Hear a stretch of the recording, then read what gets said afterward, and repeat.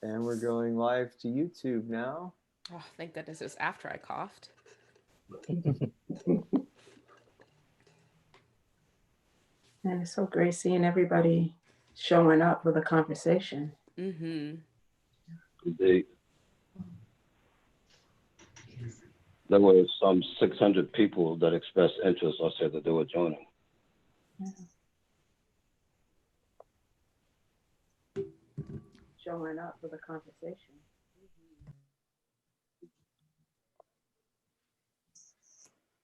They, there were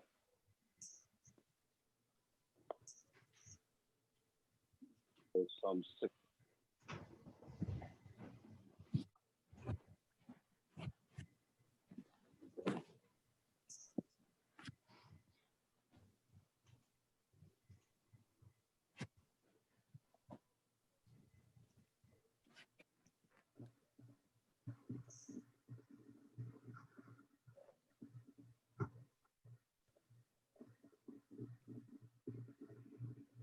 Hannah, I like your screensaver.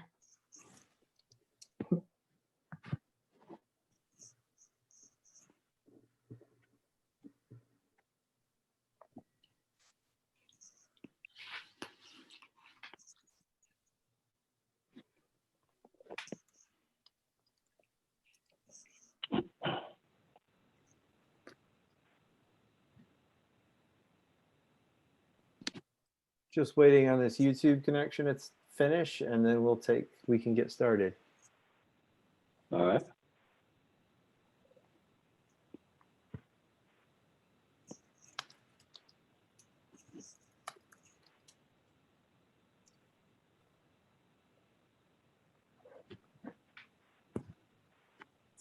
So,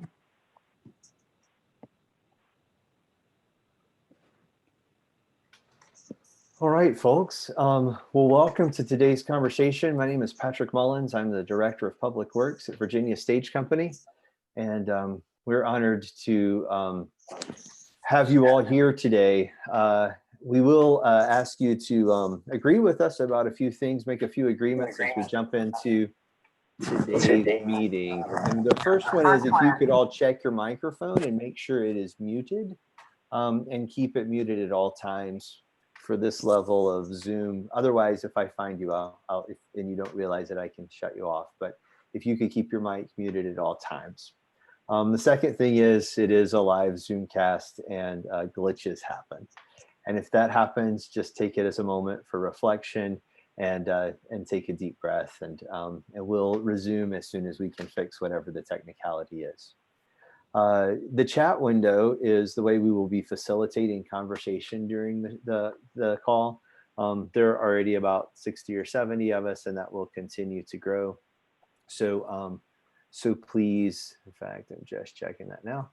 So please do use that, and Terrence will be helping us facilitate a Q&A toward the end. So if you have big questions, let's save them to the end. Thank you again so much for joining us, and I'm going to hand it over to Terrence Affer Anderson. If you don't know Terrence, he's the chair of the Norfolk Commission on the Arts and Humanities. He's an actor, a playwright, a producer, and the CEO of TerraVision Entertainment Network, and an all-around pretty amazing human. If you've been in Hampton Roads for any period of time, you know that Terrence's craft and his heart are both legendary. And the body of work that he shared with this region and the number of lives he's impacted through his work and through his artistic practice is far shorter than I have time to share today. So Terrence, I'm going to hand it over to you to introduce our panelists and take it from here. Thank you. Thank you, Patrick. Man, you humble me with that introduction. I appreciate that. I want to thank everyone for joining us today. This is a singular moment in American history. And I think that artists always play an incredible role in disseminating messages at times like these. Again, I want to thank you, Patrick, and I also want to thank Philip Adengo, the Community Engagement Coordinator at the Virginia Stage Company. Again, guys, and I don't have to tell you what's going on. There is a lot going on. There are protests that are happening to the degree that I've not seen before. and understand that I am a child of the 50s and the 60s, and I have seen protests as a result of this assassination of people like Martin Luther King Jr. and Kennedy and Robert Kennedy and John Kennedy and Malcolm X and so forth. But this is something new that is happening. And I think that these are the type of times that that is so very important to hear the artist's voice, because the artist transfers and transmits a lot of the emotions, a lot of the psychological thinking, the social attitudes that people are contemplating and doing and going through now, as well as the emotional torment. So again, I give you all applause for joining us for this important conversation. And before we get started, what I'd like to do is to take a moment to remember those people, those African-American people that have died at the hands of police across the nation.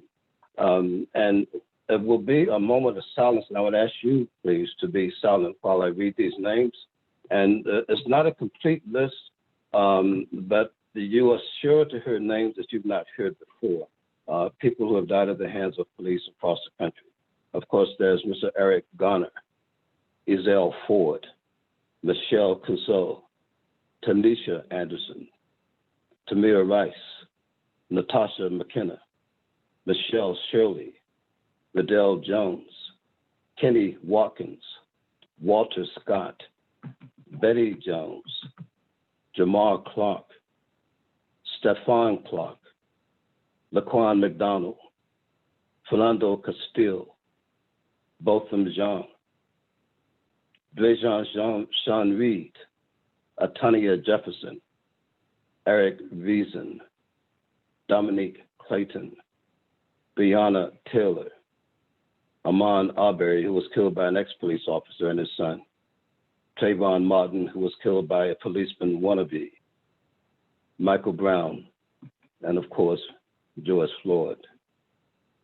All of these names, they kind of like step between our heartbeats as we think about the tragic ways that they have died. And what we like to do now is to have some poetry read by Tiffany Sawyer with Teens with a Purpose. And then after that, I'm going to introduce the panelists and read their bios. Ms. Sawyer. Yes. You have a poem that you're going to read for us. Mm-hmm. And now is your time, my dear. Take the stage.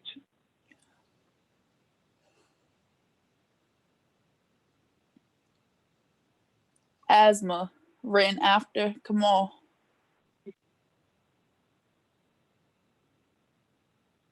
Ever since I was 4 years old, I was diagnosed with asthma.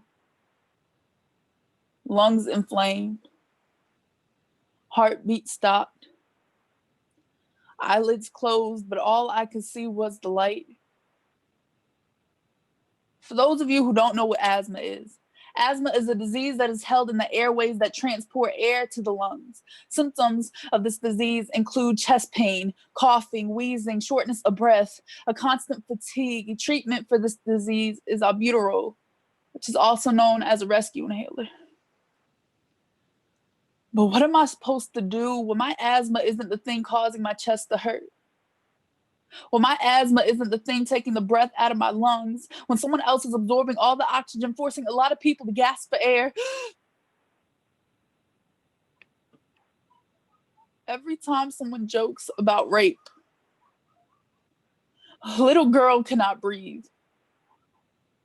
Every time someone says all foreign people are criminals, an immigrant cannot breathe. Every time someone says racism does not still exist, a Black person cannot breathe. Welcome to America, the most asthmatic arrangement there is. Land of the free, but they never tell you that everything comes at a price. 7th richest country in the world, but they can't seem to find the right inhaler to heal their system. Every 92 seconds, another American is sexually assaulted. America says it could take up to 2 years to identify thousands of separated immigrant families. The leading cause for young Black men in America is getting shot by the police. There are 7 billion people in this world. 250 million people have been diagnosed with asthma, but there are 7 billion people in this world who have asthma that they were not diagnosed with. Symptoms of living in this world include chest pain, coughing, wheezing, shortness of breath, a constant fatigue. There is no treatment. We're all just suffering. And I'm just wondering what I can do to help change the place that I live in. Help change the fact that we can't even go one day without someone having to take an inhaler. And I'm just curious to how there are still people out there who are delirious to this disease that everybody has. And I wonder, how much more time do I have to keep fighting for what's right? How much more time do I have to keep telling these stories? How much more time do I have to keep fighting for what I believe in? And I realize it doesn't matter, because I will keep telling these stories and I will keep fighting for what's right until my lungs collapse again. Thank you. Wow. Thank you so very much, Tiffany. Thank you. Thank you. I have my rescue inhaler in my medicine cabinet now. Asthma is something that is run in my family. And certainly we've had found ourselves having to navigate socially induced asthma. So, ladies and gentlemen, I'd like to introduce our distinguished panel. We have some very noteworthy people that are joining us this evening, and I will begin with Mr. Tommy Coleman. Mr. Coleman is an actor. Very well said. Again, thank you for joining us. Mr. Coleman is an actor and voiceover artist and the former director of the Virginia Stage Company Urban Theater. The Line Art for Social Change, a project geared towards deconstructing racial and economic boundaries in Hampton Roads in response to the shootings of Alton Sterling and Philando Castile. He is also the co-founder of the Solid Mile, a community group geared toward protesting extrajudicial justice by police. Extrajudicial justice. I like the way you coined that word, sir. His website address is Tommy Coleman, TOMMYCOLEMAN.net. Next up is a dear friend, Deirdre Love. Affectionately known as Mama D, Miss Love is a poet, artist, and the founder of and CEO of Teens with a Purpose. Ms. Love is the curator of expressive arts programming for youth for self-discovery, resiliency, or change, activities that support intellectual, social, and emotional development. Ms. Love is a matriarch of a community within their organization, Teens with a Purpose, that creates a safe space and platform for young people to use their voice, creativity, reflection, and action to affect personal growth that impact their peers and help transform their communities. Deirdre Love is a Public Works Virginia community partner. The website for Teens with a Purpose is twpthemovement.org. You can reach them at #IWantToLive. Website address on YouTube is GNVOEZONTLG. You will get all of these websites you can find them all on the website for this event. Kai B. White. Ms. White is the co-founder of Black, Indigenous, and People of Color, BIPOC, performs in Hampton Roads, a Facebook page that I'm a member of, a Facebook group.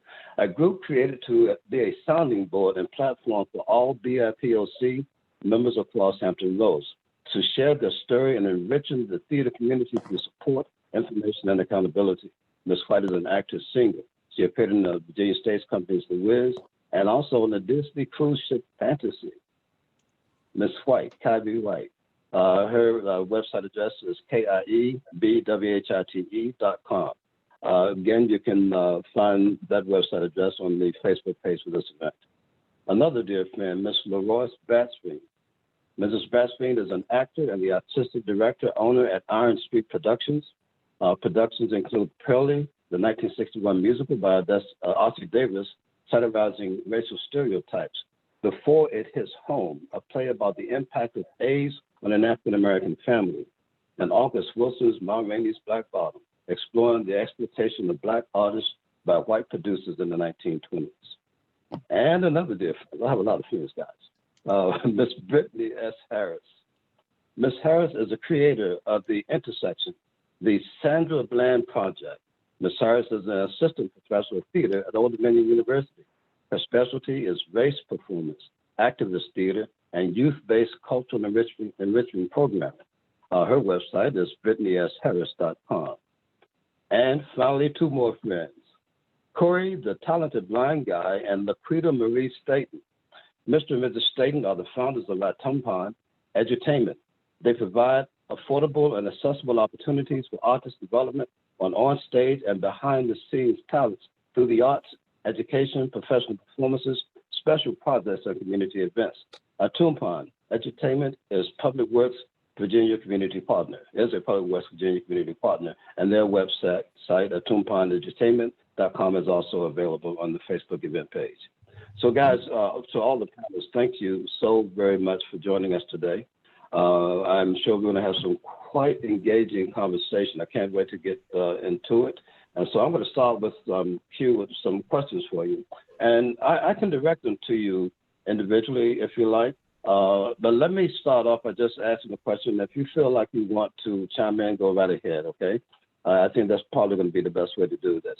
The first question is, why is it important to you to incorporate activism in your work? Any takers on that question? I'll take it. I'll take it.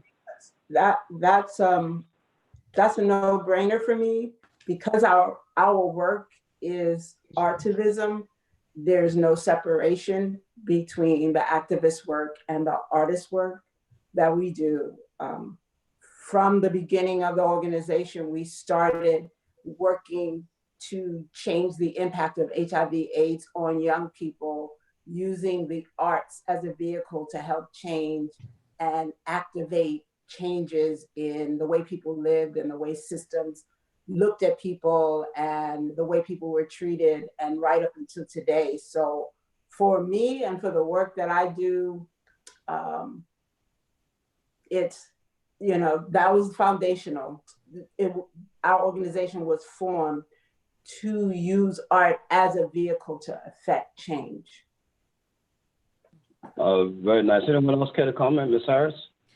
Yeah, I was going Brittany? to say with Deirdre, my work is very similar to that. My work is using the arts as a platform to amplify the voice of an artist, sometimes giving a platform to process certain things. So a lot of my work falls under the umbrella of activist theater. So how can we use the stage to amplify certain voices that just happen in corridors, on forums online, or conversations with your friends, but how can we use the stage to amplify that? So I can't really separate the two from my work, but I have noticed that my work for me has been therapeutic, not therapy, but therapeutic in the way that I can process a lot of the visual stimuli that I get from on TV, on our social media networks, and particularly for that millennial mind of how do I extend beyond just typing this black and white, but how can I amplify that voice to that? So it's not really a separation of that for me. So it's kind of imperative that my work speaks to a larger cause rather than just being purely for entertainment. And you find your work as therapeutic for you. Have you gotten feedback from actors or performers that they've similarly found it therapeutic? Yeah, especially for my umbrella of solo performance work. So I lead a workshop called Flying Solo, and it's your story in the solo exploration. So giving someone that space to, in a safe space, the safe space of a stage, right? You're set here to either speak something aloud or have someone watch you. It's that kind of dialogue, if you will, between you and the audience. And with that, it takes away the kind of formality of feeling like you have to have everything prepared and together. But in that, it does create that dialogue, because sometimes they feel as though we're not being heard or whatnot. And this work can be therapeutic in the sense that it connects you with other people, it connects you with yourself. And then my work always lends to a reflection period. So it's kind of in that process. I see. Tommy, you do a lot of work that touches upon activism. You have any thoughts on on how you found yourself doing activist work, why that's important? Yeah, for me, I guess to answer that previous question about why is it important, I think that being a Black body on stage is activism in and of itself. So like, it's not that I necessarily seek to incorporate it intentionally, but I'm just trying to merely like elevate whatever it is that I already represent to an audience. And I guess, you know, if I'm trying to counteract the expectations and the preconceived notions of Blackness, that's like a supplemental reason for me doing what I do, and incorporating activism into my work. I see. Very nice. Anyone else care to chime in on that particular question? Why is it important for you to do activism in your work? Sure. We'll go ahead and speak up if that's all right with you, Terrence. Oh, go right ahead, please. You know, for almost 23 years now, we've been doing this work, and we started as, just arts and activism, those two things, where we wanted to, from a historical perspective, present history as an art form, not just in the same way that you have some of these other artists. Shakespeare was presenting his work as an art form. So we wanted to present our work, but even with that, we also wanted to present our work that represents everyone, so that it's historically based, it's unbiased, so that some of the things, when we cross-reference historical events, some of those things that were left out, we realized they had to be presented. There were stories that were untold, there were partial stories, and so we've always believed it was important from that perspective, from a historical perspective, from an accuracy perspective, and history is a lot of where our work is rooted. I think that it's important for arts to include activism, for our art to include activism because of cognitive dissonance. And basically what that means is people can look at something and see themselves in it, but don't feel accused as part of the process. And I think that's what the wonderful thing about the arts is, because you have that vehicle where you can go up and say some really strong and poignant points, but the person, they're not going to feel personally offended, but they can still walk away and learn. And like Brittany said, is that it gives the opportunity for dialogue. And, we've seen it, and especially when we get in front of audiences that are great diversity, because we perform in front of audiences that come from some places in America out West where they don't get to see artists who are Black, or it's Black people on a regular basis. So we take that time to actually inform and educate through the stories, the music, the dance, and to give those cultural lessons and those social lessons, to teach some of the tough topics that, like Brittany said, if you want to have a formal presentation, either A, you're gonna have to be very prepared, then B, the audience might not show up or might not be receptive. But as an artist, you have that audience, they're pretty captive. So that's the perfect moment to use your talents to make an activist statement. Terrence, can I get in? I wanted to follow up on what Tommy said about being a Black body on a stage is activism within itself. That's kind of always been my thing. So I really believe that representation matters. Mm-hmm. Our stories matter, our points of views and perceptions matter, and our access to be able to express that matters. I think that it's real important that we use our art in an activist sort of format. It's not just about doing the Black show, because the thing is that Black show has a story and a historical perspective, and it has an emotional perspective, and all of those other things that, just to get us in the limelight is activism within itself. I'm sure I could go on about this for a minute, so I'm gonna keep it brief. But again, I think us being on the stage, in the spotlight, front and center, embracing our art, our version, our storytelling is activism.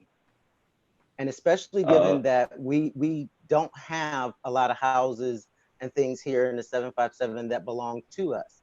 So every time we have this opportunity, it is in and of itself activism. Very well stated. I appreciate your comments. Is Kai still with us? Yes, I was listening. I have a slightly different perspective just because it's sort of new to me. Thinking about it, honestly, it is something that I am taking steps to do better and understand like what I can personally do. And I know that's getting into your next question, so I don't want to like step on that, but if you want me to speak on it, I can. Please, the next question, ladies and gentlemen, is if you can have some examples of your work, and I know some of you have bought something that we can share with our viewers. But give us an example of your work, would you, Kai? So not like an actual like physical example, but what I've been doing recently is revamping my personal book, my audition book. And I've been told for so long, like, you can't have this in your book. You'll never play this. You'll never play that. And I think my job as an actor, especially a Black actress right now, is to put whatever I want in my book. Absolutely. To sing whatever I want, to put whatever pieces I want, and to own that, and to constantly remind myself that it is absolutely okay that I can do whatever I want in an audition room. And I need to sort of reteach myself how to audition without that backlash, which is it honestly, I thought it would be a lot easier to brush off, but I find myself being like, oh, I can't sing that, there's no way. And then I'm like, no, you absolutely can, and you should, and you will. And it's something that I'm dealing with a lot, but I think that's my form of activism, that I can show producers and casting directors that like they're gonna you need to get used to seeing people that look like me singing songs like this, and that's just what's gonna happen. Yep. Non-traditional casting is something that can a lot more can be done with that.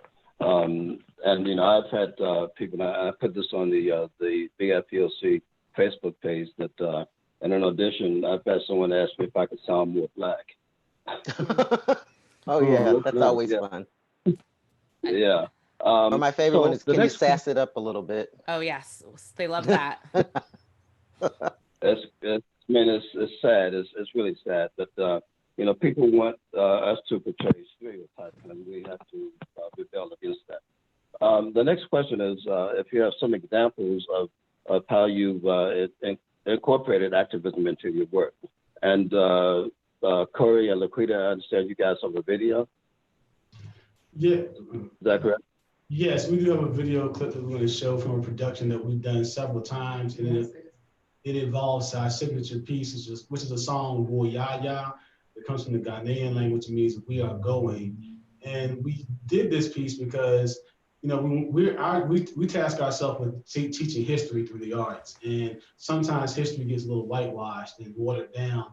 People don't want to see the tough and the dark side of American history. So we use this piece, this is an example of how we use this piece in a theatrical setting to illustrate the impact of slavery on the continued oppression of African Americans, starting not just with slavery, but starting with how Africans were removed from their land and then made property, and how that just was the jumping off point for the oppression that we continue to see today.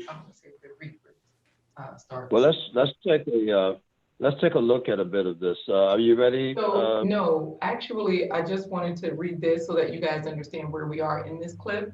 The video clip starts with Africans on a ship. They are singing Wo Ya Ya, which means we are going, to express their uncertainty of the situation that they're in. And this piece, it's only 2 minutes long. It ends with slave raiders removing the Africans from the ship as they call the names of several Southern slaveholding states. It's really emotional, but we feel it was beautifully done. And it's just 2 minutes in a 2-hour show. We're ready.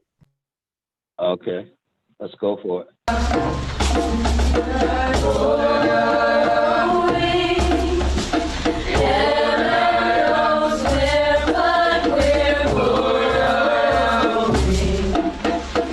We know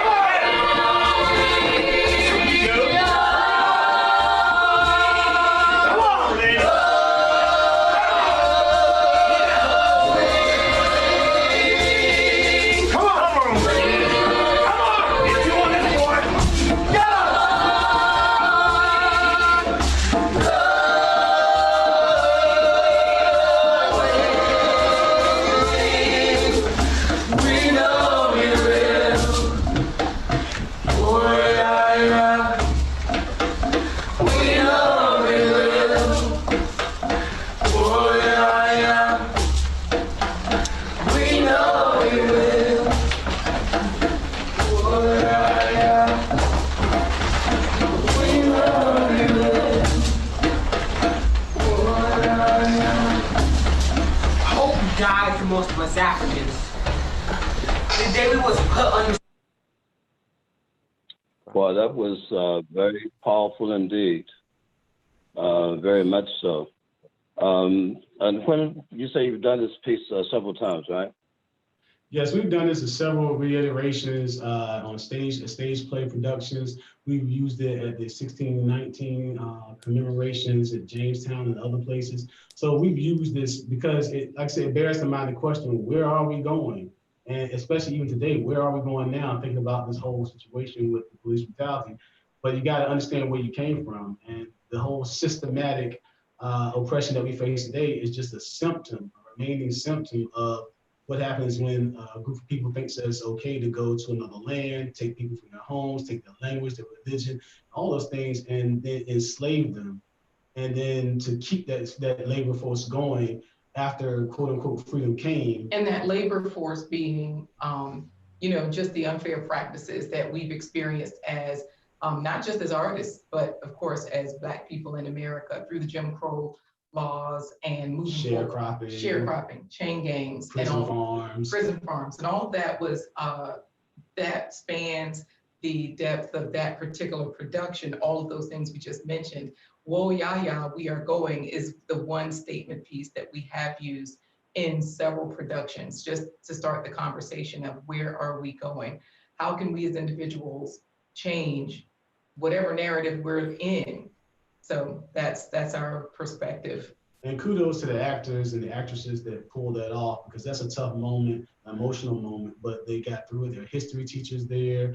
There were other professionals that were there, school teachers that were there. All as actors. And they really pulled the emotion out. That's a kudos to all the actors that were in that. Yes, thank you. But just from watching it, you can see how powerful it must have been to the people portraying those characters, those roles. Kudos to you guys. About folks that are watching, I noticed that there are a number of comments that are appearing in the chat room. We are going to do a Q&A a little bit later, so I just ask that you just please bear with us so we can get to these questions with the panelists. That said, are there any other people amongst the panelists that would like to talk about an example of their work that has incorporated activism? I have a sample of a poem. Oh, okay, I'll sit back. Go right ahead. No, I have a sample, I think Patrick can cue up, of one of our poets. We did a poetry workshop at a juvenile detention center. The topic was reimagining high school. And we brought the voice of a young person who was incarcerated out to be heard. So one of our poets is going to recite a piece that was actually written in the detention center. And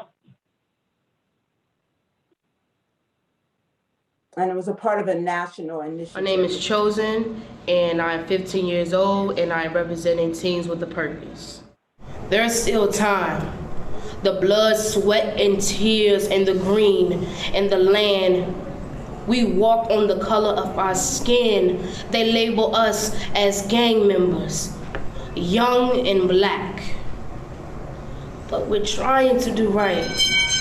Looking for work, thinking about our future, what we want to be in life. There's still time. If I was given more positive reinforcement, then I wouldn't be bored. Trying to do right. My head was stuck in the drugs, the money and fines, stuff I wish I could rewind. Judges, police, and Commonwealth charging me as an adult.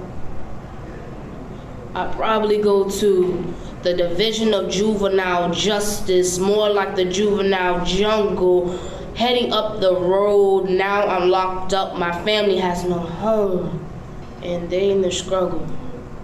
And hoping that they can look me in my eyes. There's still time. I'm trying to do right. Well, Dedra, I certainly remember Chosen. You do such great work with Teens with a Purpose. And you provide those kids with not just a platform to speak, but you give them the education and training that they need to make that happen, to do those types of performances.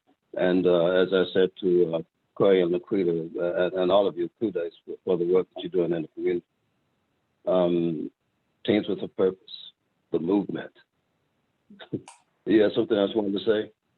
Yeah, I just wanted to say that the way our work evolves into what it is that we have the opportunity to go into the prison system to do a writing workshop. The young people really they couldn't believe that we were actually going to take their voice out.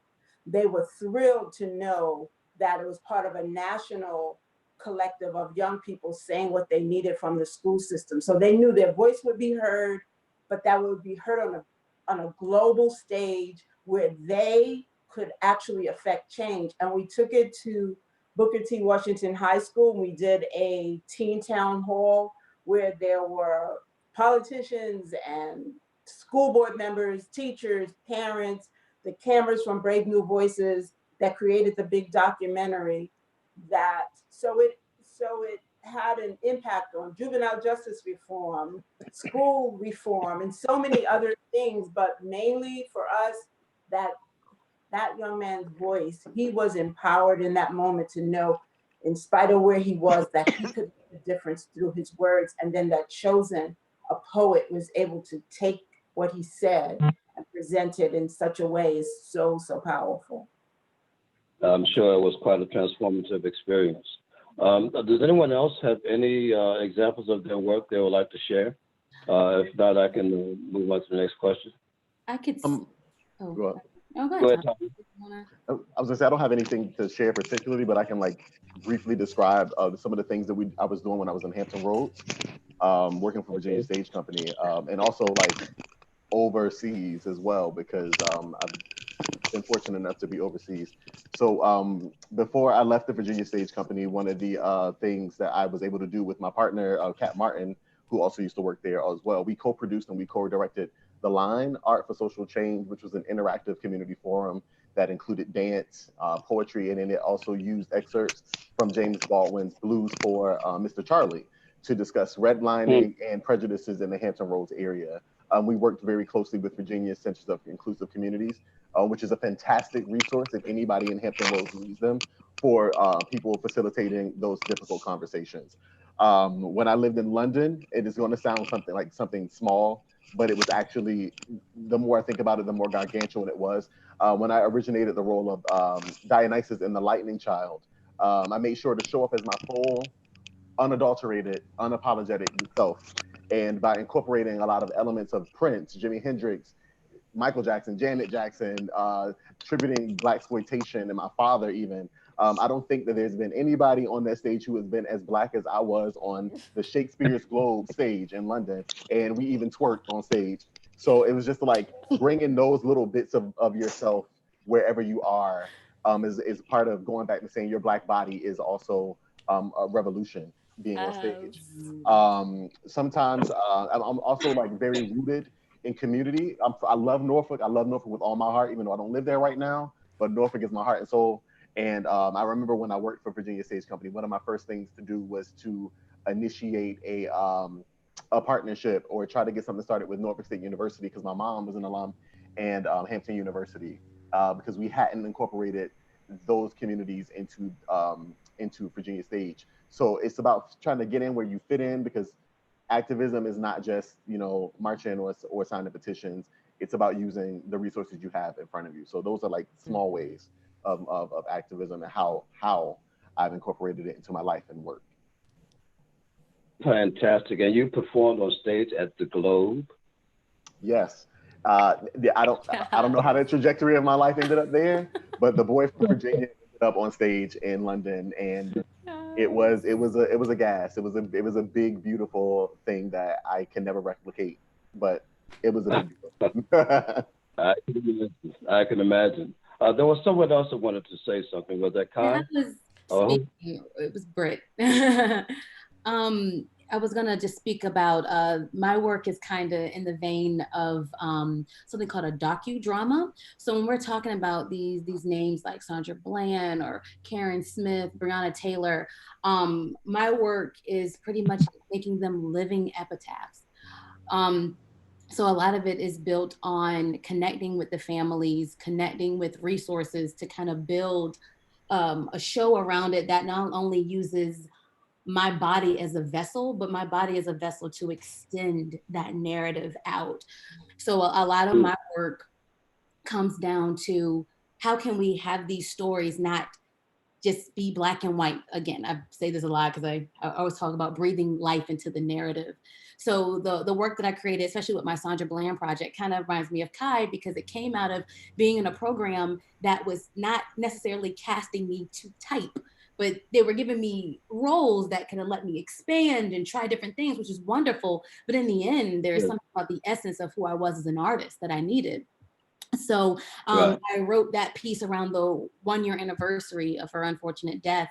And it was an extension of me. I kind of wrote that in one side that she was being presented as a martyr, Sandra Bland, and the other she was a menace, but to me she was a mirror of what this unbreakable Black female entity looks like, not being the angry Black female, all of that. And I was dealing with some of that in working with other castmates, working with people in the community, trying to stifle my voice down. So I was like a vessel to then breathe more life and amplify this voice of Sandra. And I had the honor of allowing some of her like sorority sisters that she knew at Perryview to read the script. When I went to go to Chicago to speak at MATC this past year, I wanted to see a production of. They now have expanded her narrative into a full-blown play, but it's just amazing how we can use the stage to make sure that these voices be heard. Say her name. How can we not say her name if we're not presenting it and breathing more life into it? Mm-hmm. So these stories like Breonna, she would not die with artists like us. These narratives that we, as an artist, we have to be a tool. We have to be a vessel for it. So my work kind of falls in that vein. And I've had the honor of creating one about the Me Too movement as well.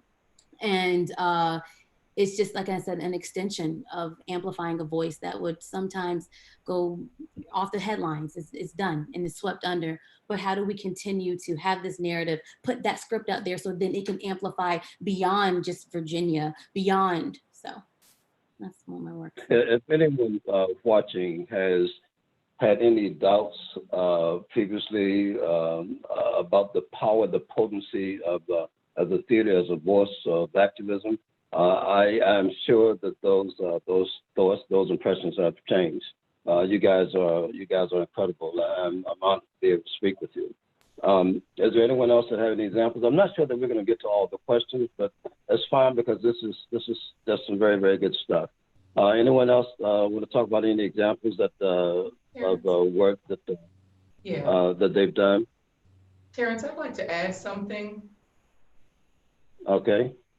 So from what everyone is saying here, Brittany, Tommy, Deirdre, Kai, everyone that's here speaking, I think a really important part of our work, all of our work, is that this is not the scope of any of our work. It's a part of it because it has to be, but I will definitely say this is the unfortunate side, is that we have to do this work because no one else is doing it and it's not going to be heard otherwise. And so in the same way that we have produced The Three Little Pigs, we love that story.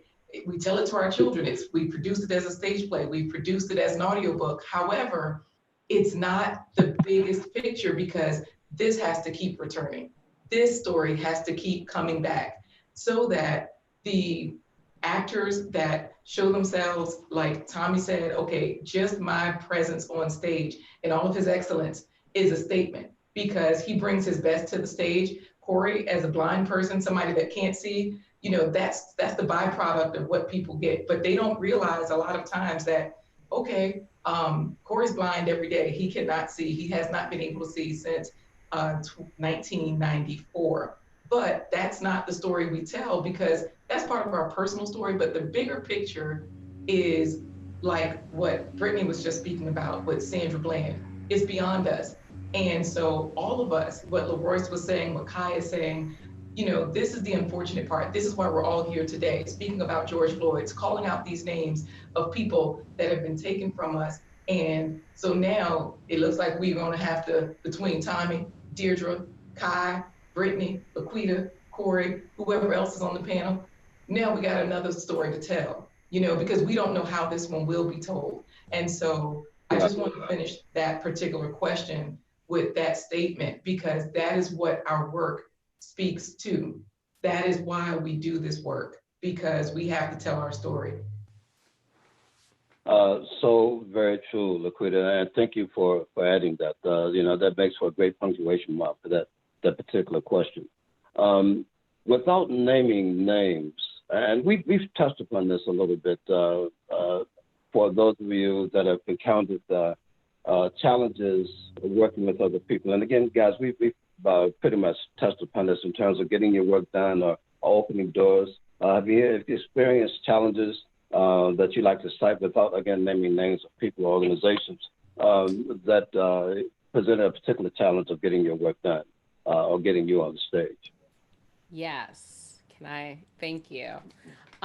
So I won't name names, but this particular situation was I was auditioning for The Color Purple, and you know, you do your prep work. I had watched the movie so I could get in the spirit. I was like, let me get where I need to be. I walk into the audition room the next day, and the entire casting team are white males. And suddenly, I didn't know how to be me. I was like trying to be this caricature of what I know that they wanted to see. And I literally had to take a step back. After I left that audition, I was like, that was the worst audition I've ever been to. But it was the best thing that ever happened to me, because I literally left and I was like, I'm Black enough. I don't need to pretend to be Blacker for these white men behind the panel to see something they need to see. And I don't know where in time this narrative of like how Black women and men are portrayed and how they are seen, because like we are Black no matter, like there's no level of Blackness, and that's something that needs to change completely. And it took me embarrassing myself in front of these men to realize that, which is unfortunate, but it was really jarring. It totally took me off guard. And I might have done a bit of self-sabotage reading into it when I walked in, but that was obviously not an environment that I needed to grow as an artist in, because I wouldn't have. And it was just a very interesting experience, but that was one of them where I was just like, I can't believe this is my reality, that there's no people of color and no women behind a table for The Color Purple. Like, that is just the craziest thing I ever encountered. And you know, obviously we've all gone through like, and I could speak forever on like other situations, but that particular one was just like very jarring and very eye-opening for me. And I'm really glad that instead of just beating myself down, I decided I'm gonna be in rooms that benefit me and my narrative. And if that is not the room for me, that is not the place I was meant to grow in. And if that works for someone else, that's great. But I need to be true to myself, and I need to be true to who I am at my essence, and that just wasn't it. Absolutely. Let me ask you, how did the production was eventually staged, I take it? Yes. Any word on how it went? How did it go over? It closed. Okay. I'm not surprised. I don't know more beyond that. I had friends who were actually in it, but it closed ultimately. But for me, that initial, like, I never want to walk into an audition for The Color Purple ever again and not see women behind the table, Black women behind the table, Black men behind the table ever. Like, that just shouldn't happen. Can I? I just wanted to add to Kai's story. What I wanted to add to Kai's story was, and what leads to that is, I was in a show, and I'm not going to give the title because it will give the thing away. But the thing is, it was a period piece, and it was an all Black cast. And I remember there was some, excuse me, the set person was not a person of color, and there was a lot of discussion about what would be in a Black home. And so these things are problematic because, like she said, you have an all-white panel trying to do a Black production, and then you get into that situation where all of their tech people are not people of color. So you have to say, look, I grew up in a house that was in this time period, and I know what my grandmother would have had in her house, and it would not have been this. So it's that's why,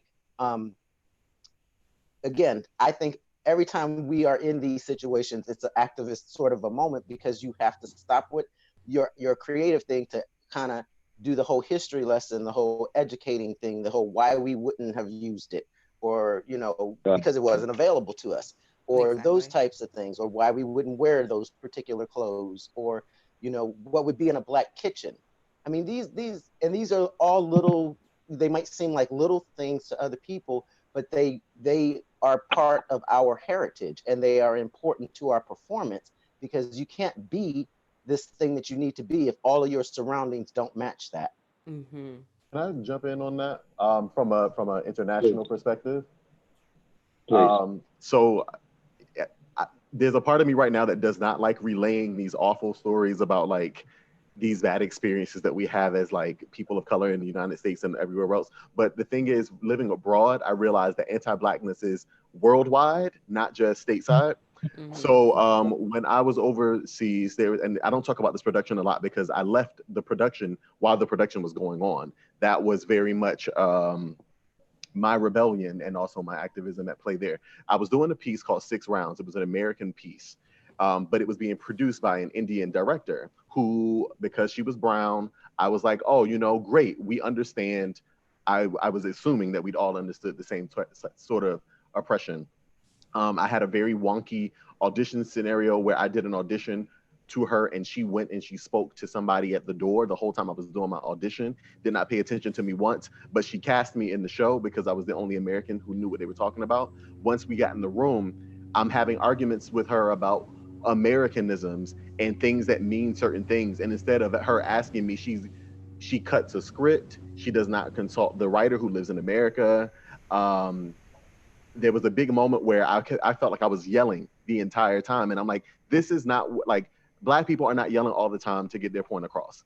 Like she's like, I'm not asking you to yell, but I'm like, but no, but you've been having me do this for all these rehearsals. But long story short, I had an argument with her and she didn't want to hear it. And it was just a very interesting situation. But when she cast an African Orisha, Alegba, as a white male, red flag, red flag, red flag. Wow. No.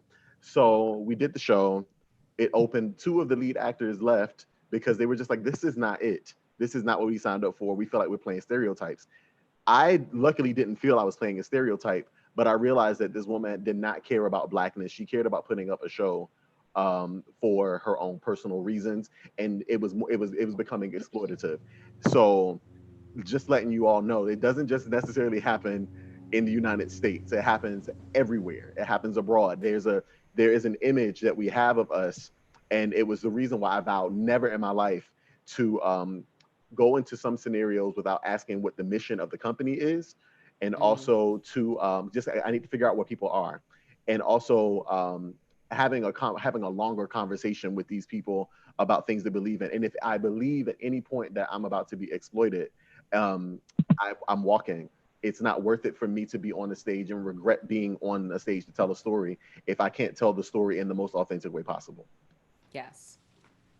Nicely stated, sir. And that is an eye-opening thing, I'm sure, for a lot of people.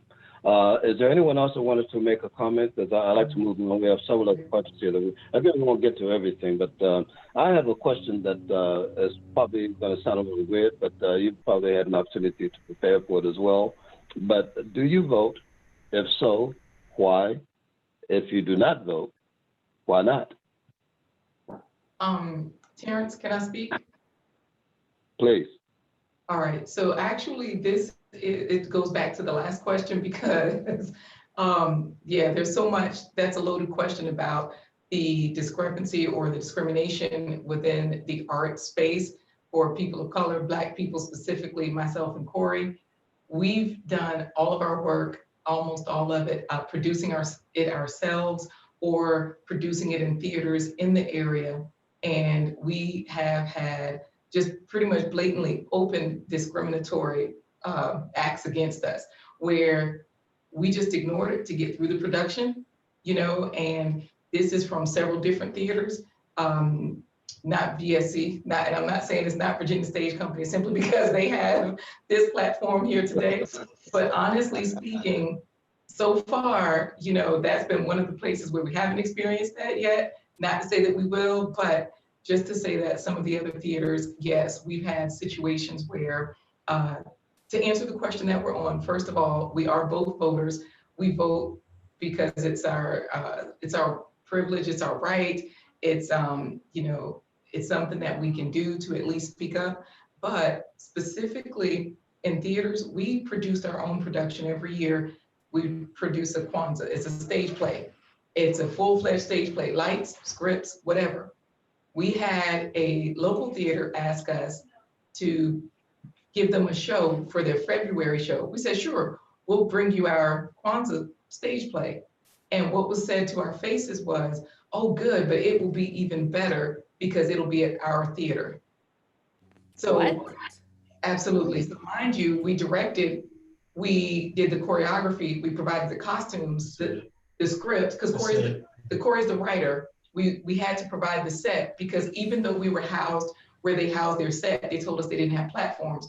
We rented out of our budget U-Haul to transport a set over there. And then when we were finding ways to get spots, they went on into their warehouse, which was in the same building as us because they had a new building downtown, but I can't say their name, so I won't. So, I wonder who could that be. So my point is that, you know, that was one. We had another group where they asked us to direct a racially charged show that they had selected. So we were like, okay, we got this. We looked at the script, we did the casting, we did 2 months of rehearsal. We realized that the set that they were using before in the show that they produced before this show that we were now directing and everything, they pretty much stripped it and said, oh, this is all we have now. Sort of like in the clip that you just saw where there was a bare bones set, but every other show that particular theater produced has a full-fledged immaculate set. So we were like, okay, no problem. We can do black box. And anyways, this particular theater, after we had come up with, okay, we don't have a set, but we'll costume it, we'll direct it, we'll bring in our choreographer, we'll do everything. There was constant sabotage. They came in at the very end and tried to find a way to make it look as though it was their work. And so we've had quite a few experiences. However, we persevere because we know the work needs to be done. What else can we do other than use these platforms for activism, you know? And our perseverance is a form of activism. And like Tommy, we wound up setting up the show. And after the first week of production, we left all of our things there as far as the set, the props, the costumes. However, we couldn't return because of the animosity that was given to us by the directors of that theater underneath. But did you want to say anything as to why we vote, Corey? Yeah, I think and what Laquita's talking about, it kind of stems from the social environment that we live in, which is there's a wealth gap. And there's a wealth gap in the in society as a whole. And that same wealth gap manifests itself in the world of arts. Just being honest, as Black theater producers, we are told that we have access to the same type of funding opportunities, but realistically we don't. And it's just being honest. And like I said, there have been times like these same instances where we've actually had the theater companies get grant funding to do our production, but then, like she said, we don't get that type, we don't see those funds, but we see the funds being diverted in other places. So there are other shows. So what we say to that is, as far as voting, I think it's important that we vote because that's the only way that we can actually get out there and make our choices heard, make our voices heard. We have to vote to get those councilmen, to get those mayors, to get those individuals that look like us or that think like us into those seats so that we can address the wealth gap in society, which will eventually make its way into the wealth gap that we experience as artists. Mm-hmm. That's a very, very good point. I appreciate you making that connection. Anyone else on thoughts on voting and or not voting, and why in either case? I'd like to say something about it. Go right ahead. Oh, okay. Yeah, I vote. It's a form of activism, but I really want to respond to what was just said about, well, Corey talked about the wealth gap being part of the issue, and I see another, I see part of the issue at being an artist and living in America today and doing the work that we do is a lot of times it's like, here's a gift for you, here's an opportunity. I hear that word quite often. Here's an opportunity for you, and someone considers themselves making space for the work that we do to be seen. And that the response should be, thank you for the opportunity, thank you for making space for me. But at the same time, like producing the show and not getting a, that you mentioned, and not getting the equal amount of funding that came into them for the work you did, to say, here's a stage, here's a space for you to show your talent and have youth voice heard. But you don't consider that it took artists, teaching artists, professionals to prepare them. It took days and weeks to work on this. This is not just a song and a dance, but it's a part of who I am. There's so much to what we bring to a space, or to say, well, this is really an important moment and we need to tell this story. And so I'm gonna bring this department and that department and that department in, and all you have to do is get people from the community to come in, and we're going to give them an opportunity to be heard and seen. But I say everybody in the cast pays rent, eats food, and would there be a show if I didn't bring the people from the community to tell their story and present this? And so I think I love this moment because we're talking about it and people can hear that you may have thought little of that, or you may not have fully processed what you just said. It's not just the insult, but it's degrading on levels. It's saying that I'm not fully bringing anything. You can't create a story of me without asking me who I am, without asking me to share all of this, my talent, my truth. But monetarily, I don't have to be valued at the same level, or you see it as I gave you an opportunity, and not that I shared myself with you. I'm as valuable as you are, and recognize me that way and reciprocate that way. So yes, voting to me is activism work, and doing the work that we do, whether we do it for activism or not, we're like, we have no choice but to be that. And I'm so glad for the different people in this space to hear our hearts, even though we're going off your question. Thank you, LaQuita, for that. Yeah, but because, that's kind of some of the stuff we wanted to talk about. Yeah, it's absolutely fine. I'm glad that we took a brief detour, but you all brought it right back to center on that whole issue. We're going to run out of time shortly, and I want to make sure we get an opportunity for our viewers, people that are joining us, to get to some of the questions that they have. But I want to ask you one last question, and then I'll ask you to give a little bit more information about what you're doing. Has either of you or any member of your family had a very alarming experience with a police officer? Oh yeah, Absolutely. absolutely. Yeah, I think. Tommy, you shaking your head. What you got? I was shaking I'm nodding my head because yes, yes, very much so. It's I'll try to be very brief.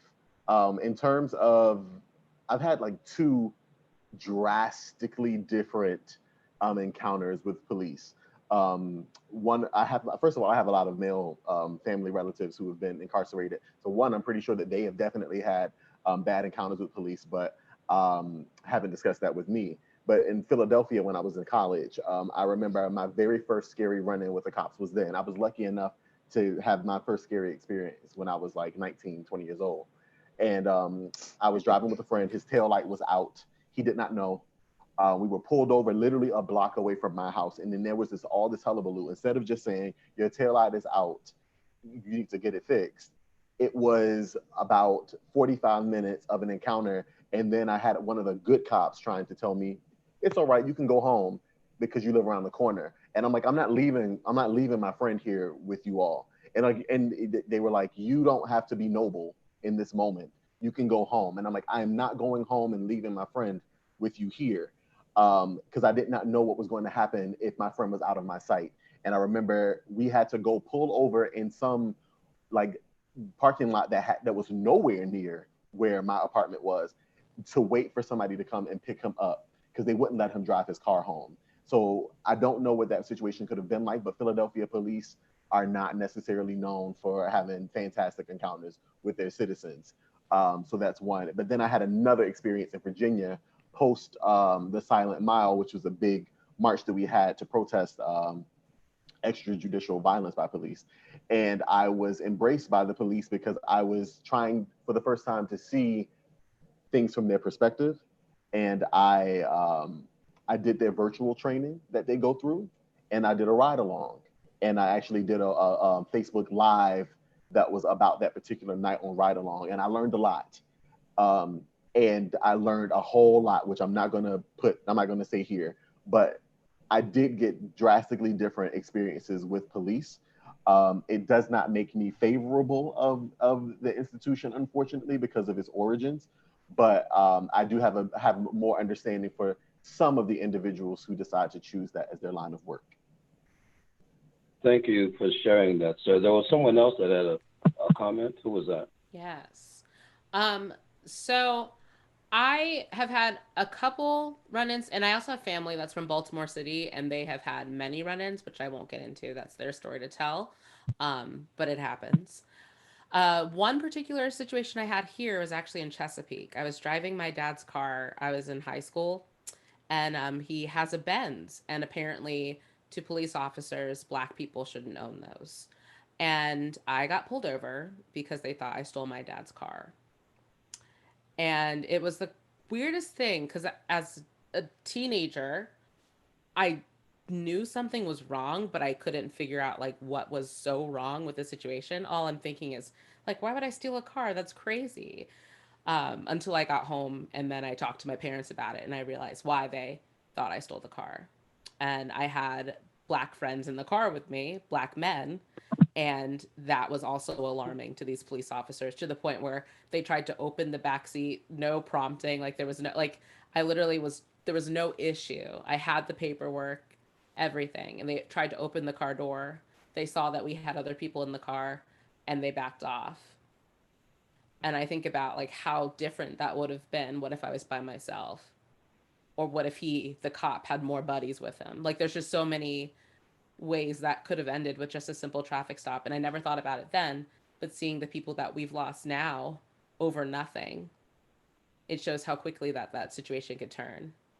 And that is just terrifying in itself. And I consider myself a person of some privilege, which is why I can speak out about things that some of my friends and family don't feel comfortable speaking about.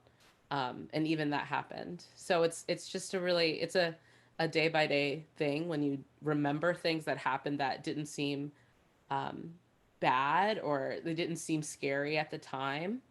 And now you're like, that could have just been so different. Like I could have said one thing that could have possibly set that cop off. And it's a really weird, it's a weird adjustment and a growing situation for sure. Yeah, there's a lot of discussion about defunding the police and about police reform, and I'm not sure how police reform, how that might look, but I think that we're certainly headed in that direction. Guys, we've covered a whole lot, and there's so much more that we could discuss. But I'd like to get to some of the questions from our viewers. And then I'll give you an opportunity to talk a little bit more about how people can reach out to you and if they want to support you and just keep abreast of what you're doing. Patrick, are you ready to throw some questions at us? Yes, sir. If folks have questions, they can drop them in the chat window. There aren't currently any, but if you do have a question for the panel or a comment, I know there was one here from Crystal saying, thank you for being so open about the discrimination. Many of us in the area have had similar stories, and your words have given validation to our experience. And there's a lot of discussion about the February slot and the Black play, which came in. I see something here. What are the green flags for working with organizations? I think she means what are the signs that an organization is a good organization to work with, as opposed to a bad one. I would look at, I don't like the term good or bad, because the thing is, in this world, I think it's all about what their mission is. Absolutely. I don't want to call anybody out as being bad, because this is the world that we live. You know, I'm an artist. I want all art supported.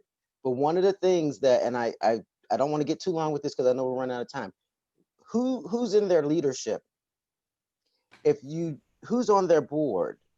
Who frequents their establishments? That's the stuff that you've got to kind of take into consideration, because a lot of the time I feel like, you know, going back to what someone said earlier, we're always made to feel like we should be grateful for the opportunity or grateful for the participation. And had I known that that's what your offer really was going to boil down to, I probably wouldn't have taken it. Yes. So now that I've been in this game a little bit of time, I really will say that until leadership gets more inclusive and more diverse, and I'm going to add this one because I haven't thought about this in a while, younger, okay? Yes.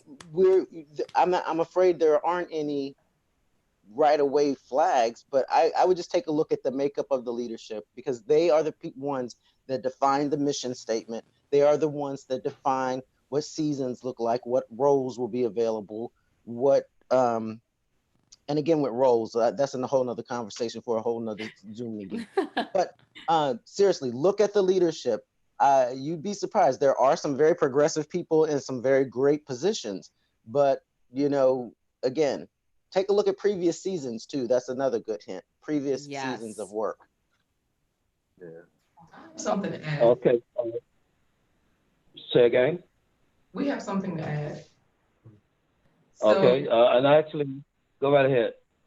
I was just going to say, you know, it sounds politically correct to say, what are the green flags? We've heard of the red ones, but the fact of the matter is we all know what the sunshine looks like. Not all of us know what to do in a tornado. Not all of us know what to do in a bad situation. So honestly speaking, I feel like instead of like trying to get back to, well, what's good, who's good, and what's really out here, like that's why we're here today. Because again, we can't always do our other work. We like Shakespeare. That's one of Corey's favorite, favorite writers. But we can't produce Shakespeare because we keep coming back to our story because of injustices and whatnot. And so in the same way that Leroy's just said, you know, look at past seasons. Sometimes that's true. Sometimes it's not. You really just have to find out what you're willing to tolerate once you get into a situation, how you can manage a situation, how you can turn a good thing into better, a bad thing into great, and all of that. Just like in any particular situation, when we walk into a Walmart, when George Floyd walked into that store that he walked into and had a good bill that they thought was bad, you know, it went a different direction. And so it's the same thing with us. When any of us artists go into a theater, we really do expect great things. We went there and accepted the offer because we thought it was a green flag. We did not expect that it was a benevolent offer to have exposure that, like Deirdre said, does not pay the light bills. Exposure never paid a food bill, a light bill, a vacation, and I can't eat exposure. Yes, there you go. I can't eat exposure. I love it. Right. And to piggyback on what you're saying too is, to me, a red flag is, especially as a Black artist, yeah, we got this production we want you to do, in February. Yeah. Yes. Yeah. And because, then okay. Right. Because our work, no matter what story we're telling, even if Corey had ever written, because I don't write, he's the writer, even if he had ever written a Harriet Tubman story, we could show it in October. You know, why can't we show it in October? If we're looking at Moana, in June, why can't we also look at Harriet Tubman in June? What's the difference? If it's the American history. So, you know, again, our work is rooted in history for these reasons, because it's a part of our heritage, but also it's a part of this ongoing situation with the Breonna Taylors, with the George Floyds and whatnot. And so we get into these situations with theaters with the green flag. In our mind, there was a green flag, because until we got there, we didn't see the red flag. So I don't really think it's so much that you can even look at a theater space and just automatically know this is going to be a grand place, because we don't go into places intending to be the angry, the disgruntled, or any of that. We go in as artists. I'm sorry, Tommy. Go ahead. Oh, no. I'm sorry. I'm here looking at the group chats too, and there's like some amazing questions that have just popped in. Absolutely. And, yep. Oh, and what I wanted to do is address like one, if not two, and briefly. Martha Elder, I think you had a question that says, how can Black artists reach a wider white audience?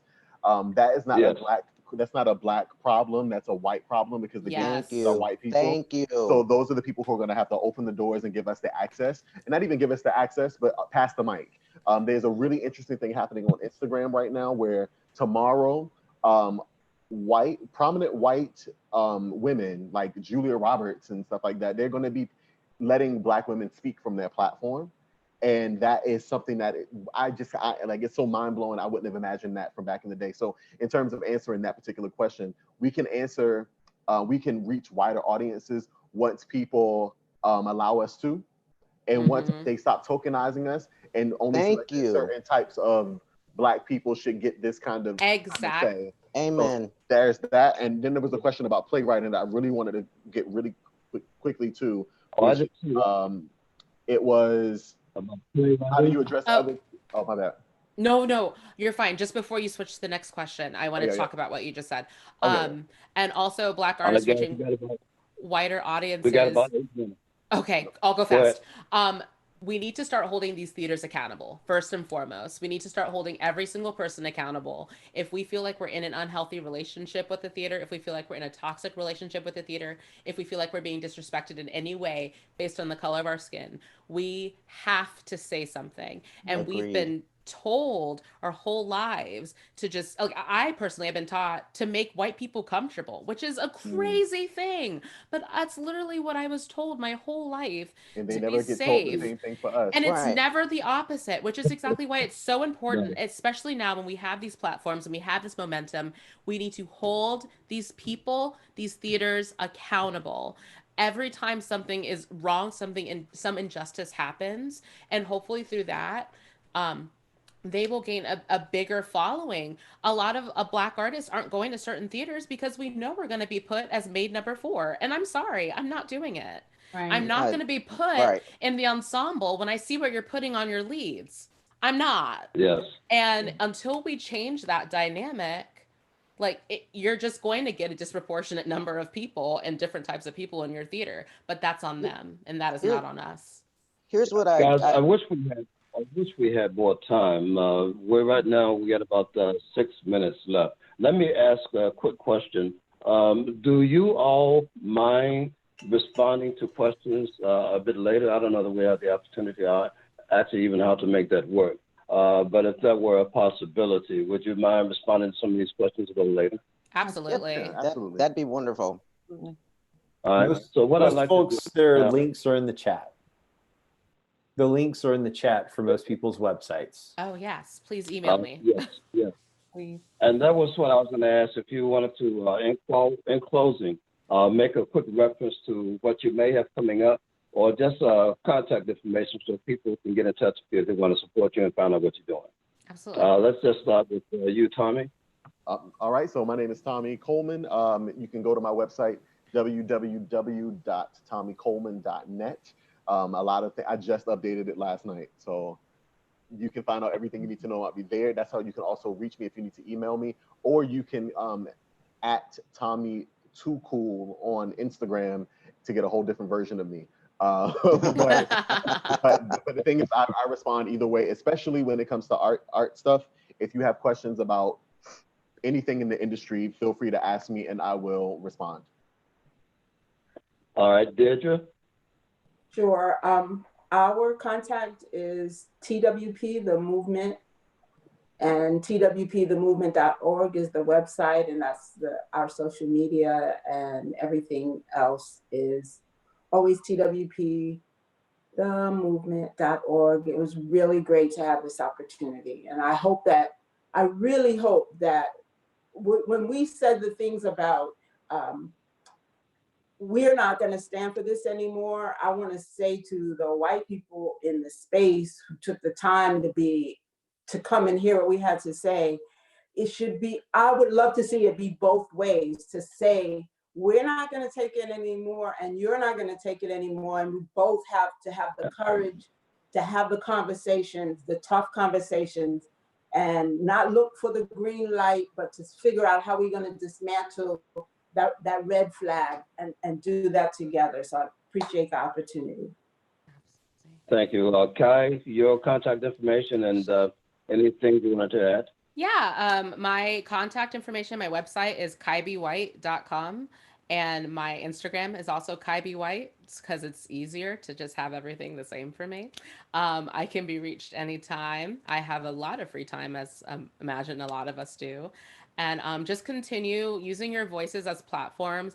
This movement is not a fad. It is a movement. And if we have to keep this momentum going, so please don't think of this as like, oh, it was last week's thing. This is every day. Share away, educate your friends, educate your families, educate yourselves. And that's the only way we're going to make change. Thank you very much. Thank you. LaRoyce. Hi, well, just to say that all the things that's been happening in the last few weeks have really kind of inspired me to be motivated again. I had become very unmotivated with things around here for a while, and now I don't want to say I'm back, but I find myself with a new purpose. I really look forward to working with Kai and the Black Indigenous people of color. I think it's time for us to figure out how we are going to respectfully insist on inclusion. Mm-hmm. Well, thank you very much. Brittany, are you still with us? Yeah, I still am. I am. Okay. So BrittanySHarris.com, and then I am Brittany S. Harris on Instagram. I have a couple of works coming up. I'm actually working with Deirdre and Teens with the Purpose on a summer program that's about amplifying the voices, called Amplify, and how we're using our youth voice that isn't just within their 4-mile radius of the St. Paul quadrant, but how do we extend into the roots of Norfolk and beyond that. So I'm doing that, and then I'm speaking and performing at a Fringe Festival, the Women's Theater Fringe Festival in North Carolina, taking some of my work there. So if anyone wants to just talk about the development of how to create work that's based on this kind of social relevancy, please let me know. I would love to be an advocate for that. And like Kai said, this is not a fad. This is not just a hashtag. So let's be more right. Yeah. And Corey and Laquita. We can be contacted. Our website is Corey, C-O-R-E-Y, CoreyTheTalentedBlindGuy.com. That takes you to the homepage of Oxen Pond Edutainment. And right now we have a project going on. It's an initiative called Blind Guy, His Wife, Their Life. It's our YouTube channel. And we can be, this is the place where we can be more candid about, because we don't just address racial issues. I have a double whammy, because with being Black and being a person. It's 7 o'clock. So what I would say is check that channel out, subscribe, hit the like button so the algorithms can grow, so people can get the information about what it means to be blind here in America, how I do life with my wife as a blind person. With 3 children. With 3 children. And I also do address in our latest video, my experiences with police officers before I lost my sight, and how the fear that I just can't imagine being in the George Floyd situation, not being able to see what's happening, and how that could just lead to some very tragic things. Because I'm a big Black guy, they don't know I can't see. So that's something to check out. It's called Blind Guy, His Wife, Their Life. It's our YouTube channel. like, subscribe, hit all the buttons for the algorithm. Bum rush the buttons is what I say. I want to thank you all so very, very Thank much. you, Terrence, I'm for sure this hosting. has been quite. Thank Yes, you. thank you, Terrence. Thank you, Virginia you. Stage, for the opportunity. Absolutely. Yes. And so, Patrick, I want to turn it back over to you to close out. Sure. I just wanted to say thank you again to folks who shared so much today and from your experience, and thank you to folks who came to listen. I think Right. that's really so much. Is we're in a moment that so many of us that have been so fortunate need to shut up and listen. And thank you for being here today to do that. And thank you for sharing so much today. Speaking of Teens with a Purpose, we have a fundraiser with them coming up on June the 18th. And you can find information from that on the virtual page, and there's camps and all that other stuff too. But thank you again. And any final words from you, Terrence? I'll let you close it out. Well, I'm just very appreciative of having the opportunity to talk to so many dear friends and to make some new friends, particularly using this platform to engage each other in some very noteworthy, worthwhile, and timely conversation. I'm just very appreciative of the opportunity, and thank you so very much, Patrick and Philip, for inviting me to do so. Guys, I wish you Godspeed, peace, and blessings. Thank you, Terrence. Thanks, Thank Terrence. you all. Same to you. Thank you, Terrence. Thank you. Bye, everyone.